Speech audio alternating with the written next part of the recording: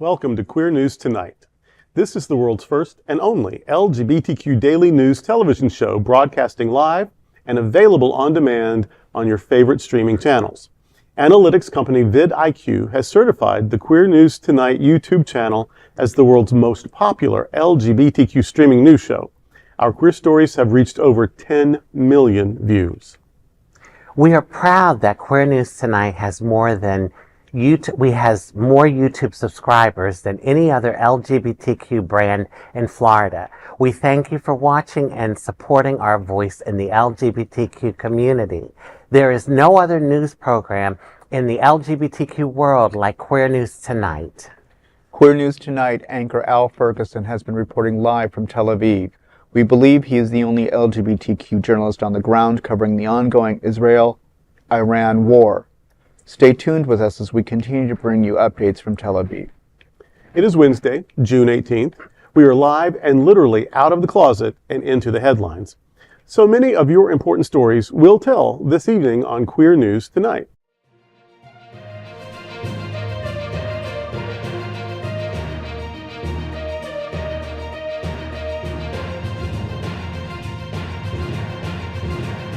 You're watching Queer News Tonight, the world's first daily LGBTQ evening news show.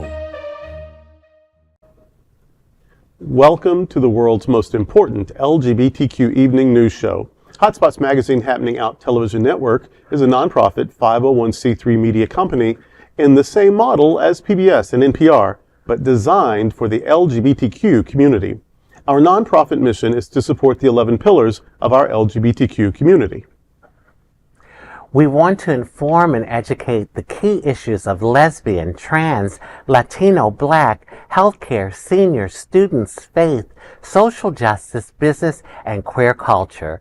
Help us support our diverse community. We are part of one of the largest LGBTQ nonprofit media companies in America, Hotspots Magazine and Happening Out Television Network.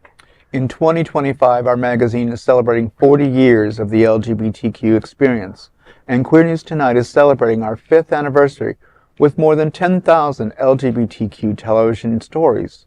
We present Pride Fest in August, and we declare that love is in the air with Pride Fort Lauderdale on Valentine's Day, February 14th. Our magazine, events, television news, talk and entertainment shows support our mission to educate the LGBTQ and broader communities. In 2025, more than 100 community leaders will sit at this table and share their voice as our anchors. Together, we host this show to support our diverse family. Let's meet today's anchors at Queer News Tonight. Let's welcome anchor Rajee Narinesingh, a famous transgender activist, actress, author, mystic, and reality TV personality. She's an activist for Trans Social. Rajee Suns Out, Studs Out, Lesbian Pride Beach Bash set for July 12th. Tell me what's happening out. Well, it's great to be back. Her Space Miami will host its vibrant Sun Out Studs Out Lesbian Pride Beach Party on Saturday, July 12th from 11 a.m. to 5 p.m. The celebration will take place right on the sand in front of the iconic Miami Beach band shell. This laid-back beach bash will bring together lesbians and queer women for a joyful day of sun, sea, and community bonding. Guests will be encouraged to pack swimsuits, snacks, and drinks for an afternoon of music, laughter, and connection. Whether visitors come with friends or solo, they will be sure to leave with new connections and sun-kissed memories. More details are on eventbrite.com. Packing what? Do you know, do you know that I am today years old, 39, when I learned that studs means something more than I ever knew they meant. Because I said, is it studs, lesbian, what? And at this table, you guys told me, oh no, they're lesbian studs. Well, first of all, you're never too old to learn. You know Thank what God. I mean? I think we learn until the day we die, basically. But I'm not a lesbian. I'm a heterosexual transgender woman of color. But There are, I have to say, there have been some studs that have certainly caught my eye. Oh, yeah. I've been attracted to some studs, yeah. And some trans men, too. But anyway. There's not people of all shapes and sizes in the world. But for others who maybe tell us what a lesbian stud is. Okay, so a lesbian stud. Oh, you're giving me the duty of doing that. Okay. Yeah. No, well, a lesbian You're an educator. Stud. Thank you. A lesbian stud is a lesbian that is very butch acting, and I would say they're the most, I guess, butch in the community. Most masculine. Yeah, out of all, the lesbian population. And those will be the ones packing. Yeah, they sure will. Well, see, I'm glad to know more than I used to know. Queer News Tonight looks forward to seeing you at Suns Out, Studs Out, Lesbian Pride Beach Bash on July the 12th. That is a big LGBTQ story for today. There's no other queer nonprofit media platform like this in the entire world. Support our LGBTQ stories by subscribing and sharing Queer News Tonight. Let's welcome anchor Buddy Frey. He supports many of South Florida's local nonprofit organizations, like Julian's Fountain of Youth and the Stonewall National Library and Museum. Buddy, the new issue of Hotspots Magazine featuring summer activities in Florida will be out Thursday, June 19th. Tell me what's happening out. Well, let's start talking about Hotspots Magazine's newest issue, which again stands this Thursday, June 19th, featuring summer activities in Florida, along with an exclusive interview by Scott Holland, where he sat down with Bryce Vale, aka Paul Williams, to talk about the second national tour of Ain't Too Proud and more. Talking about exciting interviews as well, don't miss the one about Eve Tchaikovsky with Betty Who. Can Community Health has launched a new campaign, the Be Brave, and the new issue has everything you need to know about it. OVO by Cirque du Soleil will be making a stop in town soon, and that should be exciting. Grab the new issue to find out all about these events and more, apart from these other features. You'll also have information about the upcoming Flock Fest 2025 event. Plus, don't miss Deep Inside Hollywood, Hot Bodies, Out with Scott, and What's Hot. Grab the magazine tomorrow for free on the nearest newsstand. Hotspots is always great about keeping us in the loop. They really are. Yeah. They're a staple, Yeah. for our community. And I have to thank them because they have featured me in the magazine Oh, yeah. before. They have good taste. Flattery will get you everywhere. But it's amazing that they have. I mean, they're this big, thick magazine, all this information, and in partnership with now also a television streaming.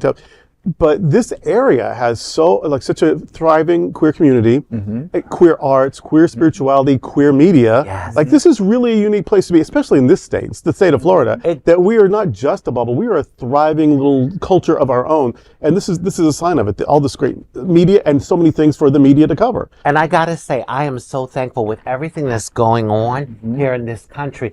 I would say if you are LGBTQ, this is the bubble to be in. Yeah. Because we really have a dynamic, thriving community. In Florida for sure, but I would say in the Southeast. I mean, this is kind of a paradise. And we need to also discuss that, Hotspots and the businesses of Hotspots covers not only Miami, all the way to the Keys, all the way up to Palm Beach County. Mm-hmm. In that population, it's been my understanding that 1 in 9 people identify as LGBTQ.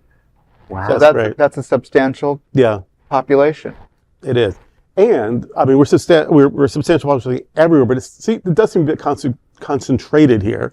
So until the world gets a little bit safer, at least you can find communities where we take care of each other. Yes, thank God. Along the generations. Yes. Yes. And then there's and then we have media like Hotspots and happening out that will feature all these great things we have going on. So Queer News Tonight invites you to grab this exciting new issue of Hotspots Magazine tomorrow on June 19th. That's a big LGBT story for today. There's no other queer nonprofit media platform like this in the entire world. Support our LGBTQ stories by subscribing and sharing Queer News Tonight. And of course, let's welcome tonight's lead anchor, Bishop Durrell Watkins, the senior minister at Sunshine Cathedral, one of the most important LGBTQ churches in the world. He is an auxiliary bishop of the Global Justice Institute and the current president of the Divine Science Federation. Durrell, Jewish Community Services Give Out Day runs through June 30th for the queer community. Tell me what's happening out. Jewish Community Services of South Florida, JCS, will participate in Give Out Day 2025, a national LGBTQ giving campaign accepting donations through June 30th. This year, JCS aims to raise $12,000 to support vital programs like youth counseling, Lambda living for seniors, and queer older adult case management. As of now, $1,977 have been raised from 22 generous donors. The community is encouraged to step up and help reach the goal. JCS continues to provide a safe, inclusive, and affirming space for LGBTQ individuals across all age groups. Your support is more urgent than ever. To donate, visit giveoutday.org/organization/JCS. giveoutday.org/organization/JCS. $12,000 is a pretty modest goal. Right. So $2,000 basically there. But between 22 people, we either need a few people to step up with bigger amounts, or we need a lot of people to step with small amounts. Either way, it's all legit. But this is good stuff. The services they provide, very necessary for the queer community, for the queer older people, Yes. and that this is a Jewish service. I think it's particularly important right now because of stuff going on in the Middle East, the political stuff, blah, blah, blah. There's been a lot of increase of anti-Semitism. Like, people get confused with government stuff over there and people's lives just throughout the world, and their faith and their culture and their ethnicity. And so there's a lot of, even in the queer community, there's been a lot of anti-Semitism. So I think we need to support our Jewish queer friends and services and charities, especially right now. And especially these are really good services, and 12,000 is not that much. So let's kick in a little bit. And I have to say, like, when I hear an organization is really doing the work, or when I see an organization really doing the work, I have a lesbian Jewish friend who has been helped by. Oh, see? Yeah. So I know that they're doing the work, because it's one thing to say you do this and that and the other. Sounds good. But yeah, exactly. So, I personally know someone that's been touched in a positive way. Well, I'd like to challenge the audience, because for the viewership that we have, if everyone would just kick in $5, Yeah. that could go substantially a great deal of distance in for $12,000. Exactly. I mean, that's nothing more than a Starbucks coffee. Right. So- and we all represent nonprofits or on boards, staff, leadership, whatever. And I tell people this all the time, and whichever hat I'm wearing. People sometimes think, well, I don't have a lot, and I would be embarrassed to give $3. I promise there's not one nonprofit in this world that's going to refuse your $3. They will thank you for it. And if all of us do it, that's actually a significant amount. And that's why I say it's one cup of coffee. Yeah. Give up one cup of coffee. Yeah. And, And giving is giving. I mean, I've given $5 to organizations because, I'm on a budget. Exactly. But I know that every dollar counts. You do what you can, and if everyone does, change happens. Queer News Tonight invites you to donate to the JCS Give Out Day 2025 initiative through June 30th. That is the big LGBT story for today. There is no other queer nonprofit media platform like this in the entire world. Support our LGBTQ stories by subscribing and sharing Queer News Tonight. Now let's dive deep into this big LGBTQ story for today. I'm Bishop Durrell Watkins, and let's queer up faith. LGBTQ plus bishops push back on Southern Baptist marriage repeal call. The Southern Baptist Convention has once again taken aim at LGBTQ rights, this time by overwhelmingly passing a resolution urging the U.S. Supreme Court to overturn its landmark 2015 decision that legalized same-gender marriage nationwide. But queer faith leaders are not staying silent. In a strong and heartfelt response, the Council of Bishops of the Global Justice Institute is calling out what they see as a dangerous and demoralizing attack on queer families. Their message is clear. Marriage equality isn't just a legal matter, it's about lives, families, and dignity.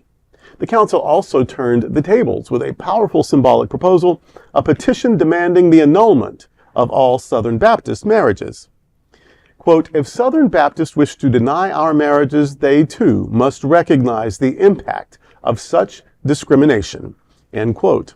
Signed by Bishops Pat Bumgardner, Robert Griffin, Jim Merritt, and me. The call to action urges allies to sign the petition, remind faith leaders of the Golden Rule, and stand for fairness, compassion, and equality. For the council, this isn't about revenge, it's about visibility, justice, and protecting love. To sign the petition, and I really want you to, go to change.org and search for Invite LGBTQIAA+ community to demand annulment of Baptist marriages. I know it's a lot. It's Invite LGBTQIAA+ community to demand annulment of Baptist marriages. And more simply, you could go also to sunshinecathedral.org/news. I am very proud of this statement. Not only because I'm on the Council of Bishops that has done this, but I actually proposed it. I mean, I could have just done it from the Sunshine Cathedral, but I asked my fellow bishops may want to get this. So I proposed it, and they were like, oh, 100%, let's do this. So that, because as soon as I saw it, I just thought, and it's kind of in a snarky way, well, we should annul their marriages. And then I'm like, wait, we should annul their marriages, and it took off that way. Now, of course, this isn't going to happen. We don't even really want it to happen. But what we are making a statement that you are acting as people's lives don't matter. You're acting as if their loves and their families and their existence and their identities are for you to decide. What if the tables were turned? And that's the whole point of that. And if it doesn't get them to think differently, I hope it'll at least get other people to think differently, that we're talking about humans, and maybe other people don't get to decide that your life is or isn't worthwhile. Yeah. And I think it's great that you're doing it, because you're right, like, it's not going to really happen, but it's definitely a good point to make.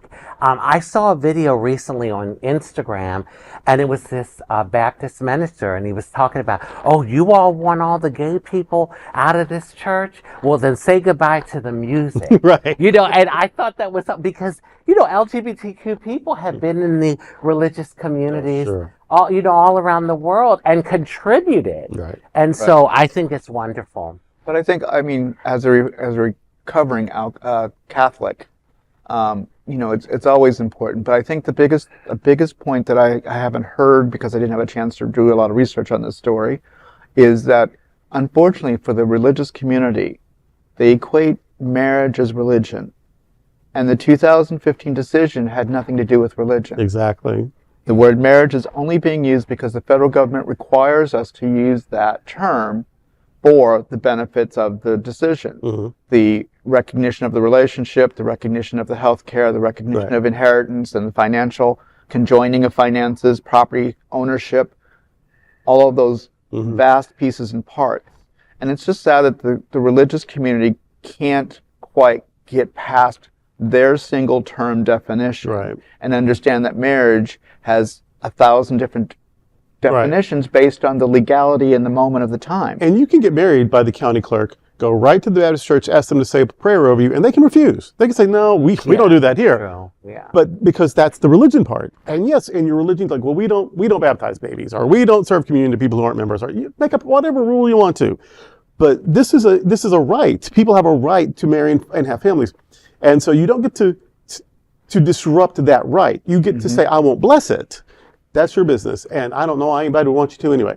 But this is a legal right. And you don't get to have legal rights that other people don't have. But that's why I made the point. We need to make sure that with the Southern Baptists, that this has nothing to do with religion. It is the requirement of the federal government to use the word marriage.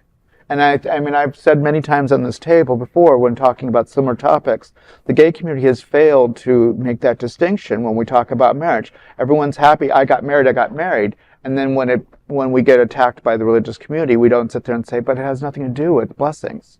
It has to do with finances. It has to do with the rights of inheritance and taxation. But you know what? They don't want us to have that either. they're using religion as their beard to try to silence and dismiss us and get rid of us. But yeah, it's not just, if it was just about prayer, yeah, they can make a big deal. We're the ones that won't bless you, and you know. But no, they actually don't want us to have legal rights. Well, but from what I'm hearing from the religious leadership that I'm paying attention to or getting the opportunity to hear, it is about the religious aspects. It's the sexuality, it's the adoption issues, it's the children issues.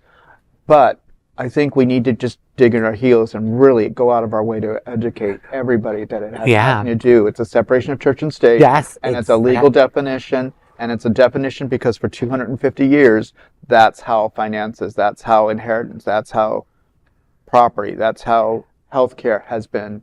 And that's what I've been thinking all along for these last few years. Isn't it supposed to be separation of church and state? And I noticed that a lot of these politicians are blurring the lines too. Right. They're mixing religion in with the politics. That's not by accident. No, they're weaponizing religion. They're weaponizing religion for their political purposes. I do want you both, and all of you out there, to go to sunshinecathedral.org/news and find this. You can go to the other one too, change.org. It's both places. You find it on my Facebook. I mean, it's everywhere. But find this petition and sign it, please. And that is a big LGBTQ story for today. There's no other queer nonprofit media platform like this in the entire world. Support our LGBTQ stories by subscribing and sharing Queer News Tonight. Now let's dive deep into the big LGBT story for today. I'm Rajee Narinesingh, and let's queer up trans rights. Inside the VA's secret resistance to anti-trans policy. In clinics across the country, an underground resistance is rising inside the U.S. Department of Veteran Affairs, and it's led by doctors who refuse to abandon transgender veterans. After the Trump administration cut off gender-affirming care in March, some VA physicians began defying orders in secret, risking their jobs and reputations to continue life-saving treatments. Speaking anonymously to The Advocate, one senior VA doctor called it Lavender Scare 2.0, adding, quote, "We're being surveilled. We're told to report each other for using the word transgender, but we're resisting strategically, quietly, because our patients' lives are on the line," end quote. The VA's rollback bans hormones, therapy for new patients, voice training, and even bans words like transgender in clinical records. But inside the silence, a network is growing. Doctors slipping in prescriptions, making coded referrals, and wearing rainbow pins as an act of defiance. One physician said, quote, "Being queer in the world is exhausting enough. Being queer in the VA right now feels like carrying a torch in a storm, but someone has to do it," end quote. Veterans have filed lawsuits. Over 100 VA clinicians signed a public letter calling the new policy unethical and a betrayal of our veterans. For LGBTQ plus vets, this fight isn't over. And inside the VA, the resistance is alive. Wow. It makes me feel good to know that there are doctors living up to the oath that they took. Yes. Because when they took that oath, they didn't say, oh, everyone else except transgender people. Right. It was all human beings. So I'm so happy that this is going on. And this is what has to go on. When you have a government like the one that we have right now, you have to find ways to survive. Yeah. And so it's good to know that they're looking out for the transgender veterans. These people served just like other veterans. Right. They're entitled to having the proper care that they need. That's the thing. LGBTQ people have served in silence always. Yes. They've only been able to be out for a minute, and now some of them, the trans part, can't serve again out loud, and that is particularly heinous. That these people were willing to risk their lives, and now, but if they're in this group, we're not willing to protect them. That's unconscionable, and it reminds me, and this isn't hyperbole. I'm not, I'm just not trying to stir up a big cloud of energy here. It really is not dissimilar to Bosnians, Kurds, Romani, Jews, other groups that have been targeted for who they are, and then dismissed and dehumanized and demonized and demoralized for who they are. This is a government saying that these people are not only equal citizens, they're not even equal human, maybe not fully human.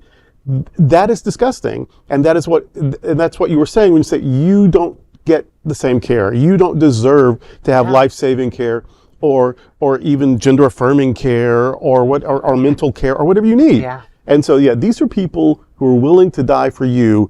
Can you let them live their lives? Yeah. Is that so much to ask? And as a transgender woman, the thought of me, like something happening and me having to call 911, dear Lord, I don't even know.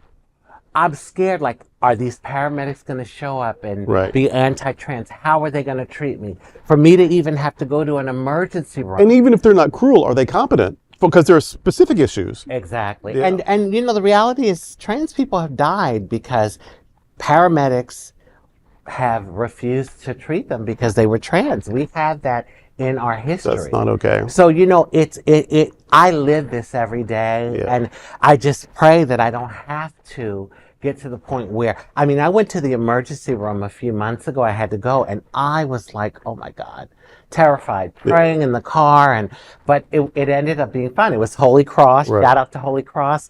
They treated me wonderful. Right. But it's the fear, living with that fear. Middle of the night, you may not can get your primary care. You gotta, Yes. So, and I had a friend who, he's dead now, but he, after he had transitioned, his first trip to the emergency room was a nightmare, and I'd never thought about that. Yeah. And this was in New York City, and they didn't know what to do with him.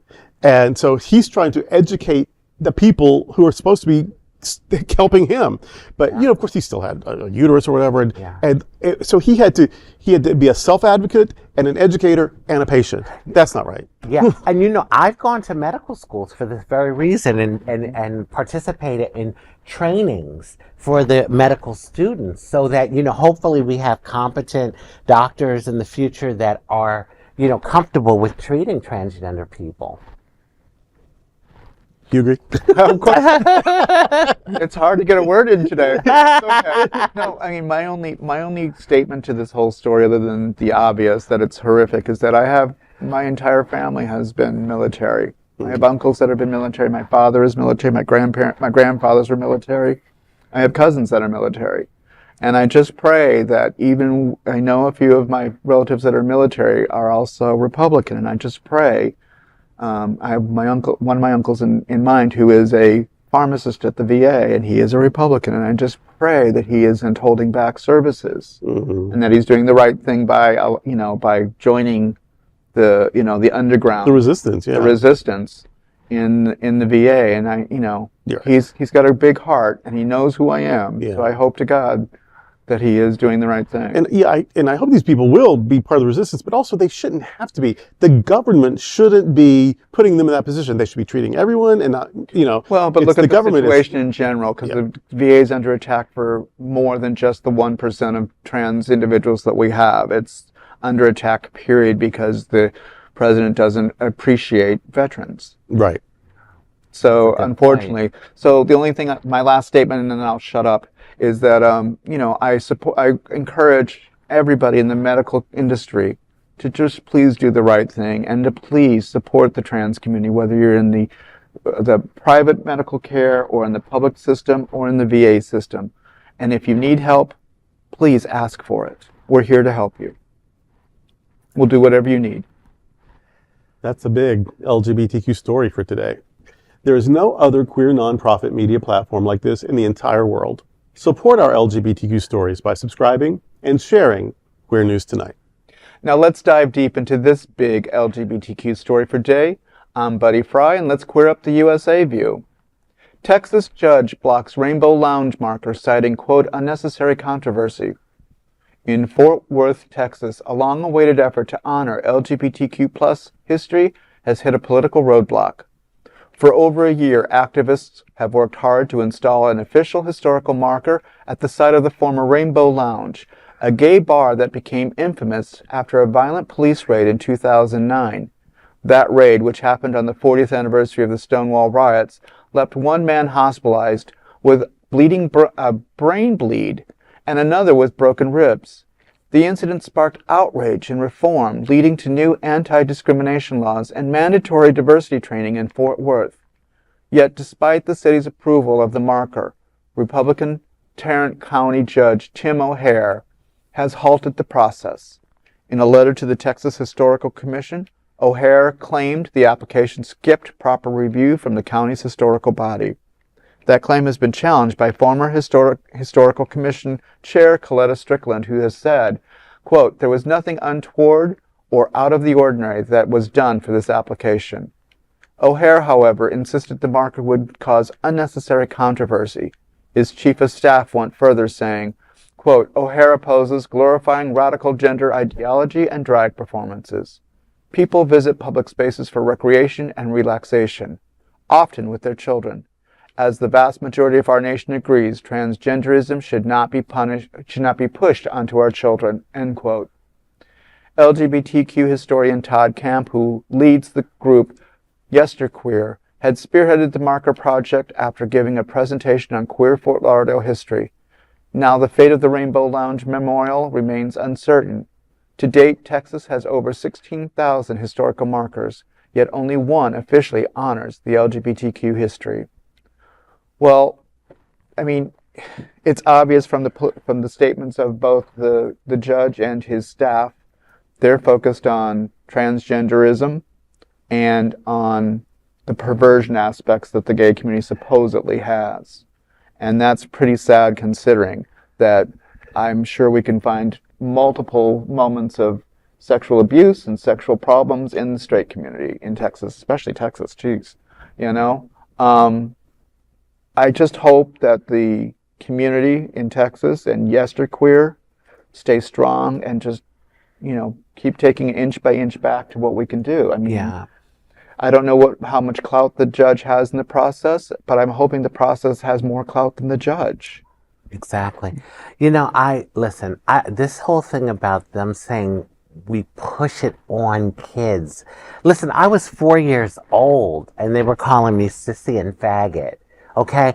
And I knew at a very young age that I wasn't like the other little boys. There's no pushing. We are born this way. Of course. You know, but they try to act like we're like, you know, targeting children and trying to like have them join the LGBTQ community. And that is not the reality. You know, another thing is too, we fought so hard to get the little bit of rights. And when I say we, I'm talking about the whole LGBTQ community. We get a little rights, and then these far-right conservatives, and even some of the conservatives, they're like, oh, we've taken it too far now. Oh, we got to rein them back in. Oh, what's going to happen to our society? Trans people make up 1% of the human race. I mean, come on. They really, to me, I look at them as evil and vile, because whether you agree with what we are, who we are, how we love, or how we feel, we are human beings first and foremost. And we feel the need to make this defense. It's self-offensive because we're talking about a historical landmark. Right. This is a place. Right. This is a place where people met. It happened. It's part of history. Yeah. It's there. This is not a controversy to say, here was an important place to some people. Yeah. But it's also marking the damage done, the riot itself at this moment in time. This is not a good time for history. Nobody likes history. No. You know what I mean? Nobody likes particular types of history. Right. LGBTQ history, African American history. Right. Let's try and erase all of it. Exactly. But guess what? You can't. You can't do it. Because we have our mouths. Right. And we will tell our children. You know, like there's no way to erase what the atrocities that happened. Mm-hmm. You know, but that's what they want to do. And I don't want bigotry pushed on me. Yeah. I don't want bigotry pushed on me or our kids. My kid's old and up to all kinds of debauchery himself now. But I don't I don't, I don't want your bigotry. I don't want your brand of religion. I mean, tell me about it. Maybe I'll like it and want to have some, but I don't want it pushed on me. I don't want to be threatened by it. I don't want to be demeaned by it. I grew up watching prostitutes on TV, didn't become one. I grew up watching cops on TV, didn't become one. I grew up watching Catholics and Jews Yeah. Well, I started out as one. I didn't become the other. But you know what I mean. So I mean, like I saw bigots on TV. They were pushing what they were doing. Were pushing stories, and they were pushing anything. Yes. And so my existence is a pushing thing. I don't have to hide it. I don't have to lie about it, and I even get to celebrate it every once in a while. That's not pushing shit on anybody of any age. And so I'm just tired of the bullshit narrative. And so Texans, I lived in Texas for 10 years. I lived in Dallas, Texas for 10 years. I'm still in therapy. But actually, I came from Arkansas, so it was a step up. But I couldn't go back. But no, I know the mindset. I know there's that the fundamentalism and the far right politics, it's all in the water, it's all in the air. But I also know LGBTQ people are human. LGBTQ people are part of history. LGBTQ people have rights, and this is actually, you said it, evil. It is nefarious. It is diabolical. It is. It is. LGBTQ people will continue to be here because they don't realize that we are a part of nature. Yeah. We're a product, so we will continue to be born. The children who are not safe are queer kids. Exactly. You know, like how many people are bullied or hid to not be bullied or lied to not be bullied or became very aggressive to not be bullied or just got bullied. Yes. The queer kids. And the hypocrisy, because you will talk about drag queens and not exposing our children to drag queens, but you'll take them to a football game with the cheerleaders with hardly anything on, and that's okay. Right. You know, the hypocrisy. Right. So listen, I can go on, and I'm getting heated, and I don't want, to mess up my makeup, so I'm going to be quiet. I want you to read. I want you to read all of Texas, especially Tarrant County. I know exactly what it is. Well, that is a big LGBTQ story for today. There's no other queer nonprofit media platform like this in the entire world. Support our LGBTQ stories by subscribing and sharing Queer News Tonight. Now let's dive deep into this big LGBTQ story for the day. I'm Rajee Narinesingh, and let's queer up entertainment. Dolly Parton, oh, I love her, to receive Oscar for her humanitarian legacy.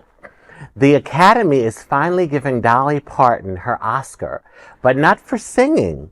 On Tuesday, the Academy of Motion Pictures, Arts and Sciences announced it will honor legendary country icon and LGBTQ ally Dolly Parton with the Jean Hersholt Humanitarian Award this November.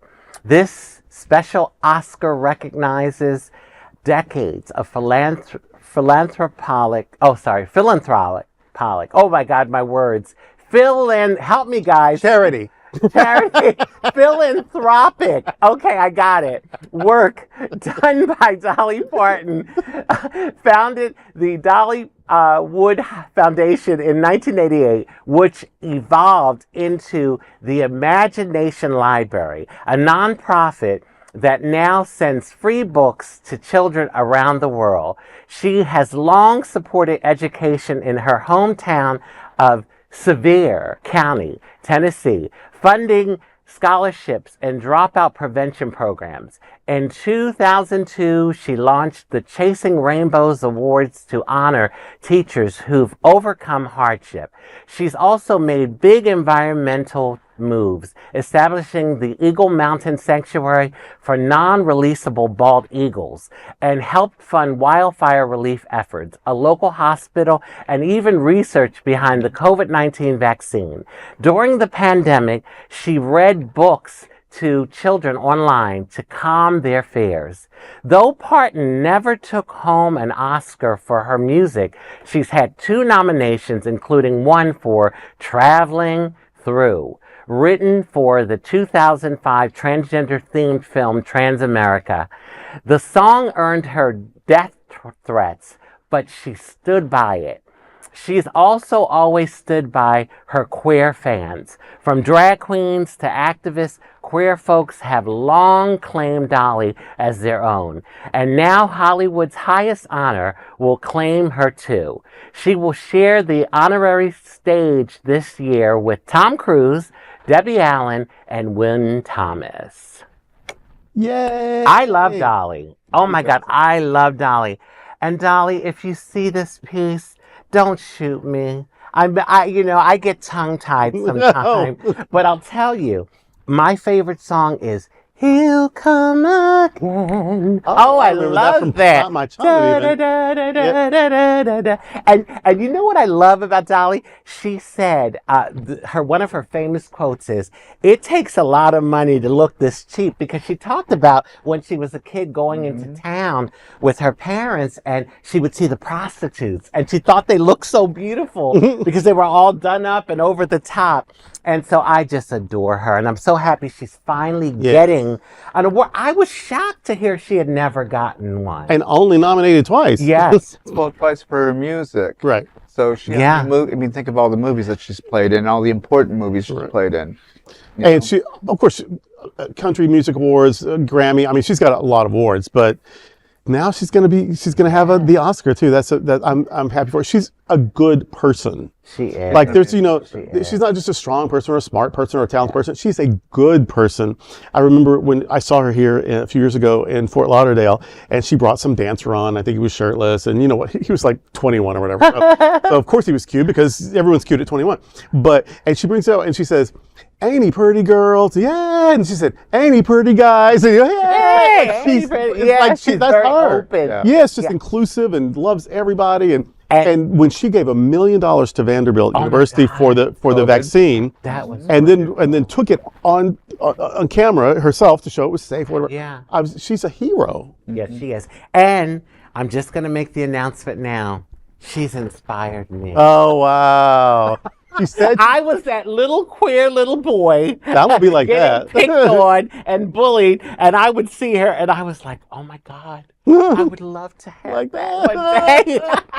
So thank you, Dolly. You inspired me. She said her daddy used to say that. Exceeded her. Oh wow, yeah. Well, you know what? I've always been one to kind of take it over the top. You gotta surpass the mentor. You gotta surpass the mentor. But she said her daddy used to say that she came from the Smoky Mountains, and when she left, she took them with her. Yeah. So she's been very. You couldn't insult her because she's people used to call me a dumb blonde, but I didn't mind because I'm not dumb and I'm not blonde. Ooh, yeah. That's right. She just has the best attitude, and she is, and like she got death threats. She's put her money where her mouth is. She doesn't care that's not an ally. That's a companion. That's solidarity. Allyship you can claim and still not have a lot of skin in the game. Yeah. If you can claim to be an ally, but if you aren't getting hit by the rocks, that's not, you know what I mean? I've had people say that they were an ally, but they voted for people who were against my existence. Yeah. If I spoke about, really justice stuff, they complained or they wanted to not be part of it. So allies more than I don't hate you. Yeah. Allies even more than I might super like you. Yeah. But no, if you don't care about the community and is willing to stand with it as if you're in it, then your allyship isn't worth much. She's more than that. She puts her money there. She risks her safety. She uses her platform to advocate. So yeah, allies. Look how it's supposed to be. Dolly Parton's showing you. I love her, Dolly. Well, that is a big double D LGBTQ story for today. There is no other queer nonprofit media platform like this in the entire world. Support our LGBTQ stories by subscribing and sharing Queer News Tonight. Now let's dive deep into this big LGBTQ story for today. I'm Bishop Durrell Watkins, and let's queer up the USA view. A new study finds that LGB medical students leaving schools at higher rates. A new study is raising serious concerns about the experiences of lesbian, gay, and bisexual medical students in the U.S. According to research published in the Journal of the American Medical Association Network Open, LGB students are more likely to leave medical school than their non-LGB peers. The study, led by Mytene Nguyen of the Yale School of Medicine looked at national data from 2014 to 2017 and found troubling disparities. While 2.4% of non-LGBT students left school due to dismissal or withdrawal, the rate jumped to 4.2% for bisexual students and 3.7% for gay and lesbian students. The researchers analyzed data from the Association of American Medical Colleges and responses to the matriculating student questionnaire. Though gender identity was not included, sexual orientation, race, ethnicity, and age were. Among students who provide complete demographic data, 6.3% identified as LGB. The researchers found that LGBT Hispanic students, regardless of gender, faced the highest risk of dropping out. The authors wrote, quote, although future studies need to examine the cause of these disparities in attrition, LGB students experience discrimination within medical training environments, which may lead to the risk of attrition, end quote. They also noted that both LGBT and Hispanic students, quote, may encounter less supportive attitudes toward homosexuality, often more prevalent among recent immigrants or first-generation households, and traditional cultural values around notions of masculinity, authority, and gender roles, perpetuating rigid expectations around sexuality and gender expression, and alienating Hispanic LGBT students, end quote. Researchers are urging future studies to dig deeper into how intersecting identities affect student retention and to build stronger support systems in medical education. You know what? I wouldn't have even thought about that. I don't know why, but this was like a new thing for me to think about.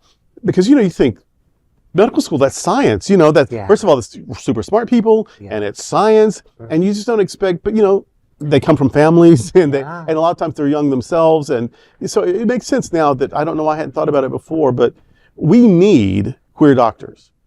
Mm-hmm. Those of us in the queer community have unique issues, especially if you are from my age. If you live to be my age, you have special issues. 39? Yes, 39. 39. I'm a mature 39.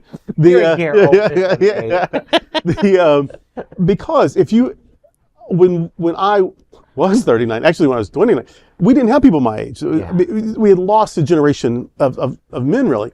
And so if you have been living for decades, there was a time when you were happy to live for months. If you've been living for decades with HIV, if you are the first generation of gay men to be experiencing colon health issues and prostate health issues, because before AIDS, a lot of the testing wasn't done for those kinds of things. Yes. And then when there was testing, nobody lived long enough to, for it to be middle-age issues. So we are unique now, 40, 50, 60, 70-year-old men who are still alive. We have all the old age stuff, all the middle age stuff, all the sexual stuff. And so we need people to understand that. We don't feel judged or ignored. So we need queer doctors, and of course, let alone trans issues. I mean, that's a whole different, what I mean?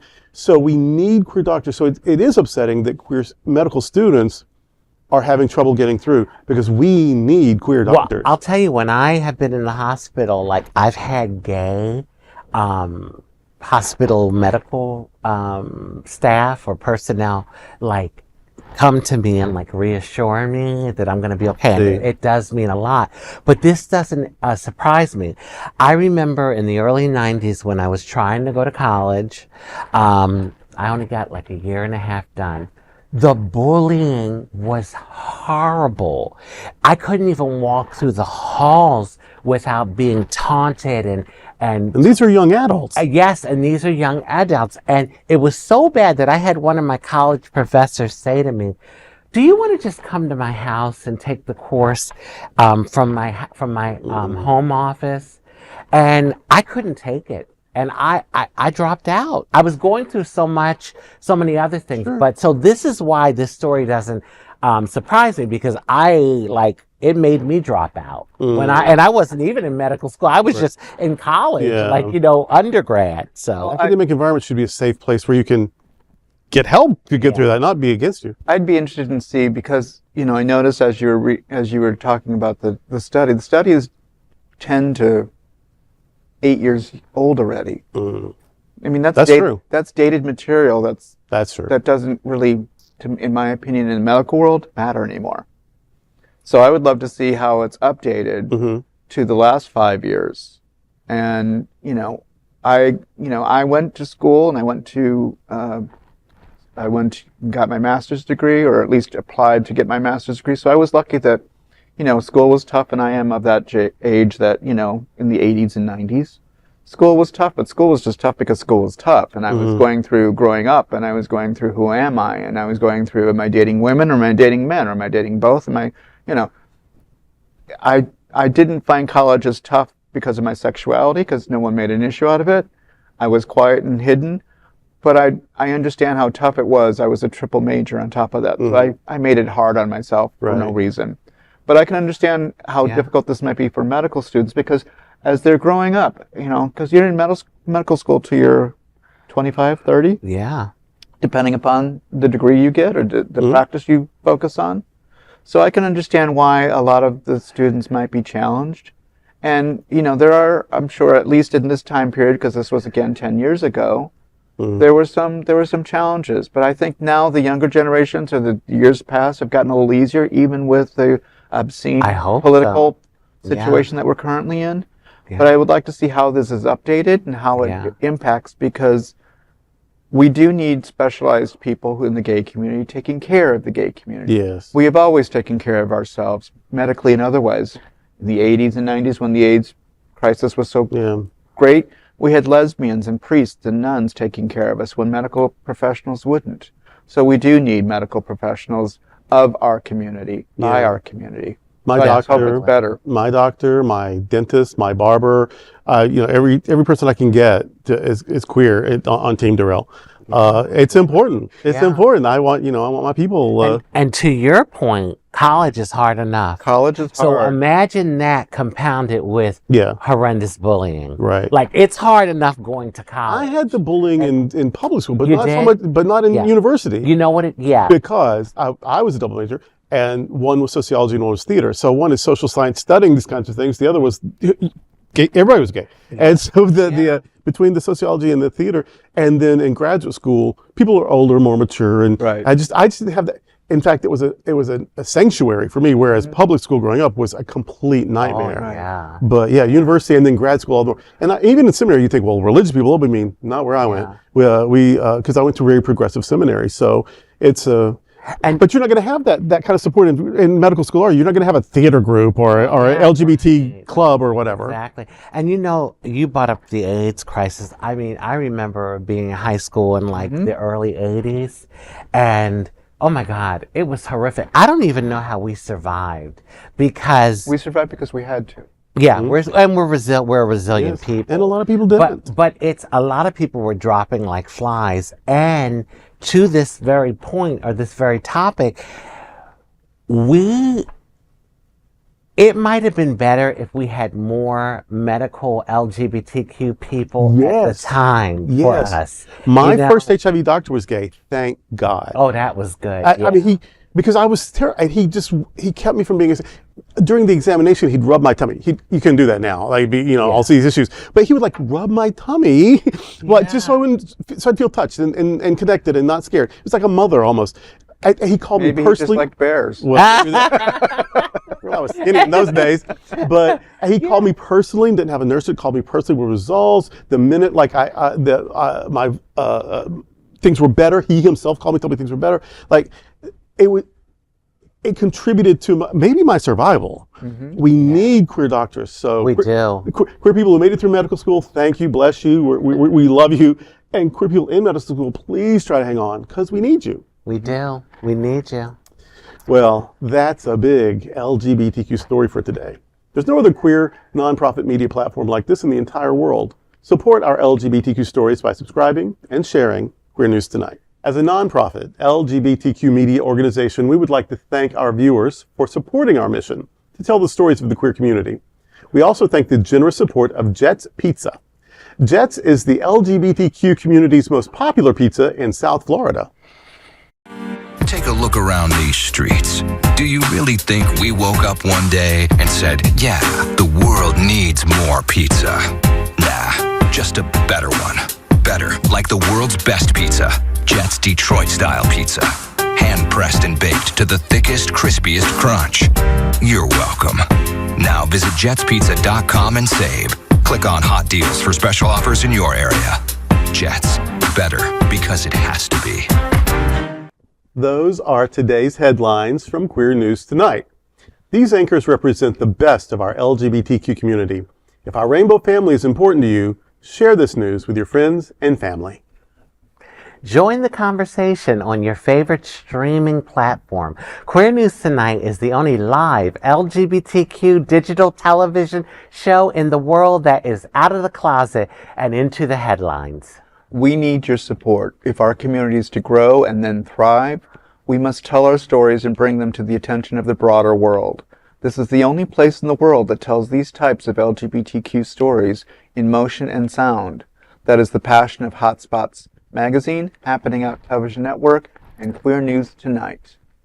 I'm your anchor, Bishop Durrell Watkins, and on behalf of my fellow anchors, Buddy Frey and Rajee Narinesingh, we will see you daily at 8 p.m.